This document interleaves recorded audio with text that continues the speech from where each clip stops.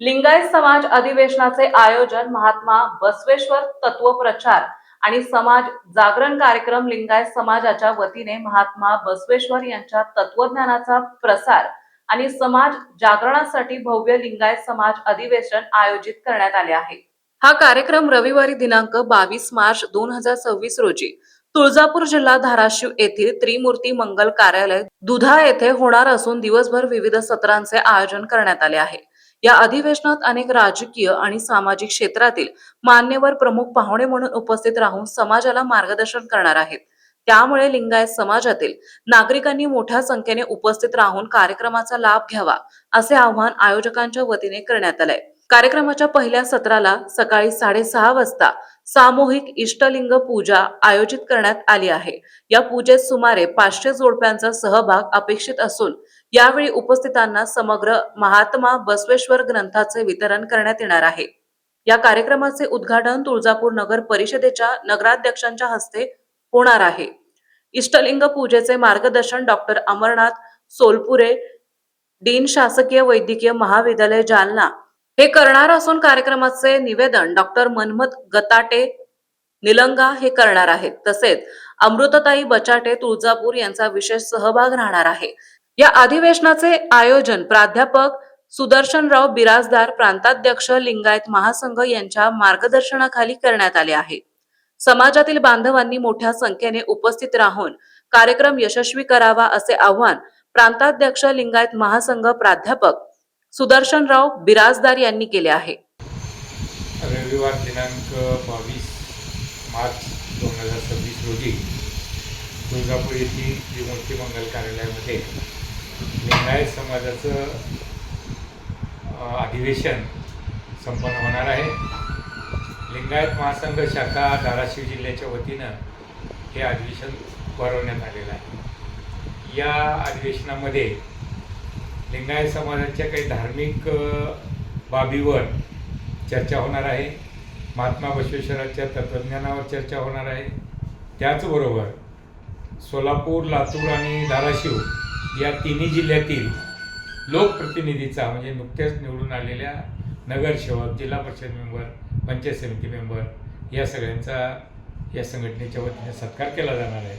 तसेच प्रतिवर्षी 17वं वर्ष आहे जे जीवन गौरव, समाजभूषण आणि हक्कमादी पुरस्कार दिला जातो, त्याचे वितरण त्या ठिकाणी होणार असून एक जाहीर सभा पण शेवटी 9व्या सत्रामध्ये होणार आहे।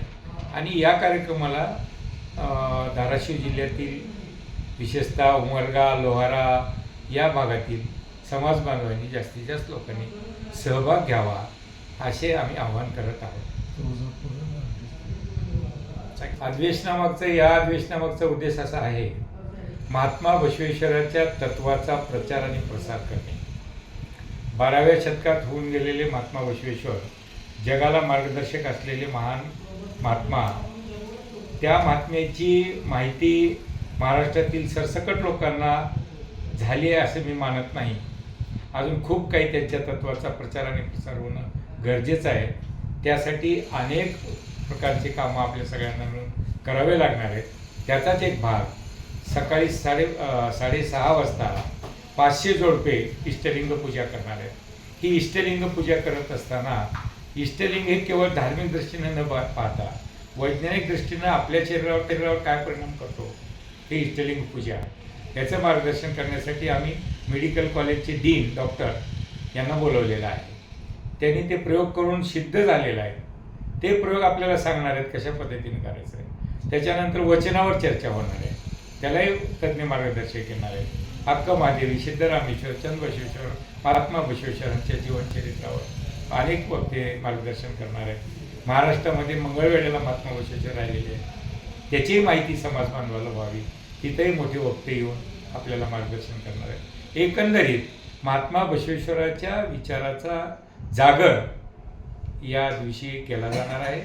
आणि म्हणून या जिल्ह्यातील सर्व समाज बांधवांनी एक दिवस एक शिबिर टाईप आहे हा कार्यक्रम, सत्र आहेत एकूण 9, आणि म्हणून या सत्राला सगळ्यांनी हजेरी लावावी असे आम्ही आवाहन करत आहोत।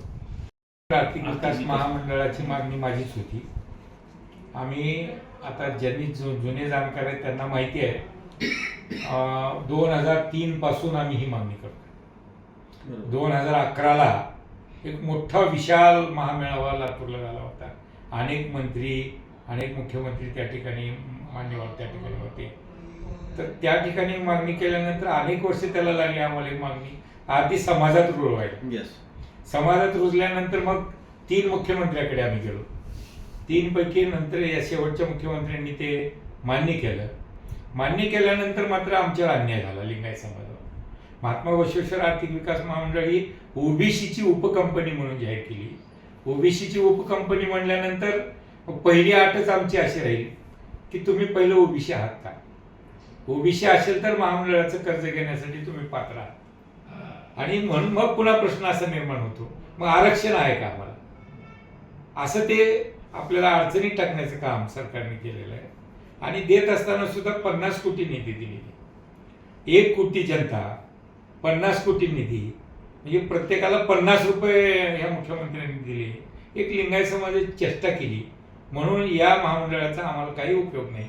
जर समजा महामंडळच द्यायचं असेल, महामंडळामार्फत समाजाला जर काही लाभ द्यायचा असेल, तर मराठा समाजाला जे अण्णासाहेब पाटील महामंडळ दिलेलं आहे त्याप्रमाणे आम्हाला सुद्धा तशी सवलत, तेवढी बजेट दिलं तरच त्याचा आम्हाला फायदा होणार आहे, अन्यथा नाही.